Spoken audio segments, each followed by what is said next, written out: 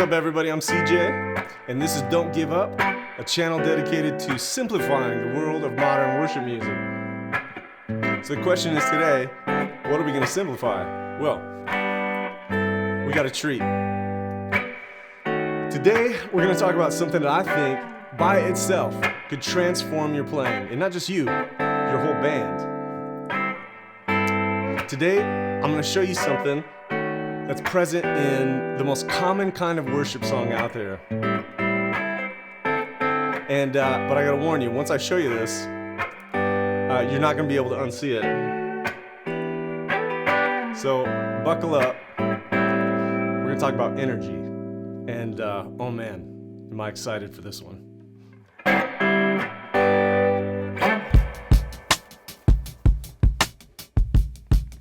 All right, how many of these 10 songs has your church done in the last 6 months to a year? Ready? Here we go. Same God, I Speak Jesus, What a Beautiful Name, Waymaker, Thank You Jesus for the Blood, Goodness of God, How Great is Our God, Christ Be Magnified, Revelation Song, The Blessing. Those are only 10, and the list just keeps going and going and going. What do these songs have in common? A lot. These songs, I think, are the most common kind of song in worship music today. And throughout these Whiteboard Wednesdays over the next few weeks, I'm going to just peel back the cover a little bit on these kinds of songs and the characteristics that are embedded in these. And I thought I would just start with a bang today. I want to talk about the dynamic path in all of these songs. Now, when I say dynamic path, I mean like energy pattern. Every song has a low point, every song has a high point, and these worship songs all follow pretty much the same energy pattern in the song. Let me show you what I mean. If you think back to the recordings of these songs, Same God, What a Beautiful Name, Waymaker, Goodness of God, The Blessing, you'll notice when you listen to these songs, all of them start down here in chill mode. But as the song moves forward, they end up here. Super intense in fire mode. Now here's the thing. In modern worship music, this path is not a straight line. So what is the dynamic path found in these songs? Well, we're going to break it up in 4 sections. First section, okay, we're just going to call the chill mode. So many of these songs start in a verse 1, chorus 1. Maybe it's one instrument. You can definitely hear like an ambient pad in the background. But this is definitely really one of the lowest points of the song. And for good reason. They're introducing the melody here. So every instrument is backed out. So if I just stopped here in this video, I think you already have something to work with. Electric guitarists out there, I want you to take note here. When you listen to the recordings of these songs, ask yourself, how much electric guitar is there in verse 1, chorus 1? One of the most effective tools we have as an electric guitarist is something that every one of you knows how to play, but only the professionals know how to do it well, and that's silence. If you watch a video of any one of these songs or a song like it, the musicians are just standing on stage. And sometimes, yeah, there's an ambient guitar in the background or something like that, but everyone is getting out of the way. But it doesn't stay here. Then it moves to what I'm going to call the pocket. Now, as we get to verse 2, instrumentation is introduced. A drum groove. We hear our guitars. We hear most of the instruments that we're going to hear in the song. And there's a bump up to our chorus 2. It's a higher energy. But you know what? Here's the key. Here's the key with this chorus 2 section. Everyone is still not at full energy. They are intentionally holding something back. I can't tell you how many bands I listen to. When the song starts, everybody just starts playing. And it gets to chorus 1, chorus 2, and by the second chorus, they've already given pretty much everything they got. And there's nothing left. But we need to take a page from their book here. Chorus 2 is big for sure, and sometimes, this might move into a chorus repeat here. But most often, we're going to say like the standard pattern is that we're going to reach chorus 2, chorus 3 here, and you would think, oh yeah, just charge right into fire mode, right? No.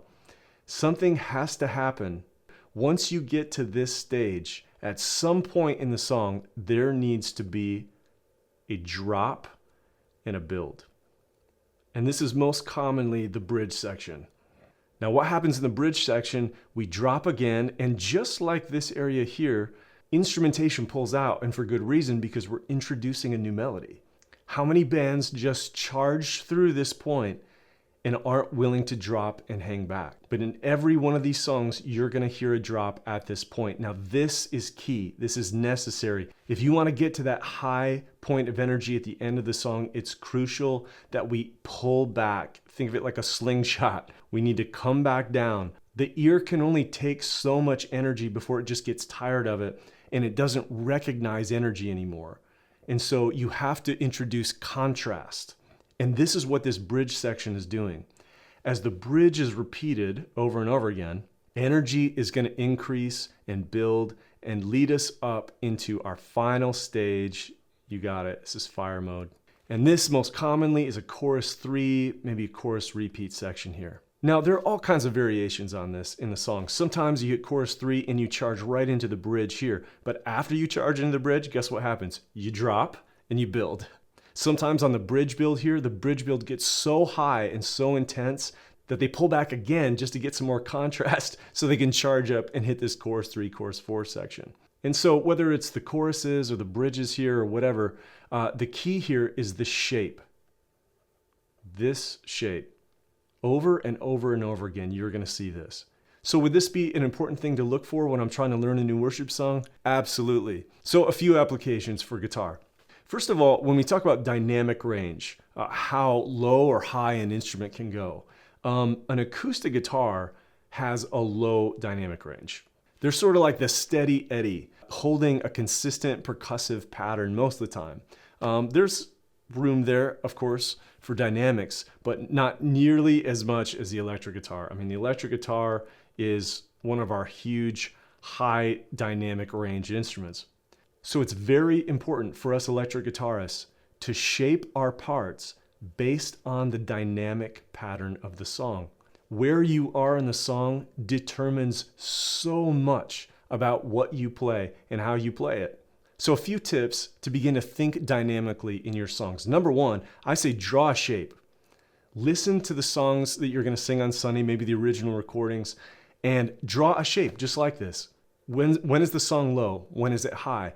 And I would love it if your entire band would mark on their chord charts, or whether you would all communicate as a band and just acknowledge so everybody knows, hey guys, when is the highest point of our song? Does everybody know when this is going to happen? When are the lowest points of our song? Are we all on the same page here?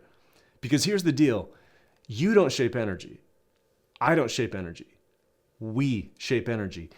This dynamic range here is the achievement of our entire band. If your band didn't change any of the chords you were playing, if you kept all your same instruments, if you really changed nothing, but all you did was pay attention to this dynamic range here, it would revolutionize how you sound and how much energy your song has. So if your band is struggling to shape energy, maybe it just seems like the song is flatlined and there's just not a lot of energy up or down. Well, try this out. Instead of starting your song in the beginning, start your band playing at chorus 3 and chorus 4. Establish from the beginning, if this is the dynamic range of your song, and this is the biggest point of your song, well, get your band to start here on chorus 3 and 4. You say, all right, everybody, it's fire mode. This is the highest point in the song, so let's all play at that level. And then take note of what you're all playing. And then from there, back off into chorus 2 and take something away. What is it you're going to take away? Or in other words, what are you saving for fire mode? What are you saving for the end here that you're not going to use in chorus 2 and especially on chorus 1? I want to create a promise ring for our band which says, save yourself for fire mode. Too often, we're giving away energy too soon here, and the song suffers. Now, I know some of you are going to hear this and you're going to go, oh, this is just some pop recipe that has been crafted over the years by some corporate machine who's just trying to sell records, and this is just how it's always been done, and blah, blah, blah. I would like to believe the best about this. Honestly, when I step back and look at this, I think there's a lot of validity to this, especially in terms of storytelling. Every worship song you play is a story. It's a story about God. And that story, especially the story of the gospel, has deep lows and incredible highs. And so musically, we want to be able to move with the storyline. And for some of you, I know this is going to feel really weird. You electric guitarists who just want to play all the time and jam all the time and throw licks on everything.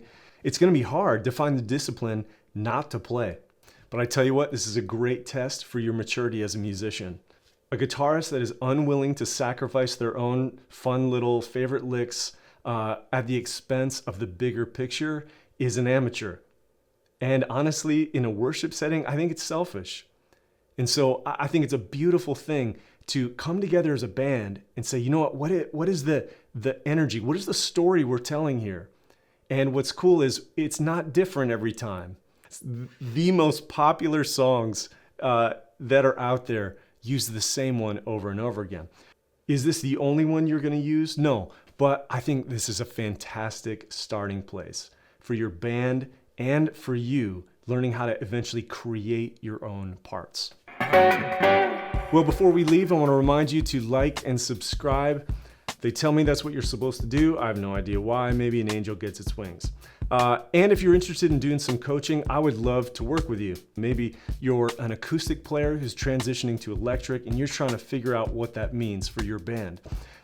Maybe you're a beginner or maybe you've been playing in another style all these years and you really want to play in your worship band, but you're just not sure how to meet their standard, and every church is different. Well, I'd love to work with you to figure out how we can get you playing with that band. Maybe you've been playing in a band for years and you've been copying all these parts and you're like, oh, this is good, but I feel like I'm stuck. And you say, honestly, I want to be creative. I want to be able to create my own parts. Well, that's pretty awesome. And I would love to work with you and talk about what that looks like in your situation. So if you're interested in doing some one-on-one coaching, there's more information in the description below. In the meantime, have all kinds of fun filling that room with energy on Sunday. We'll see you next time.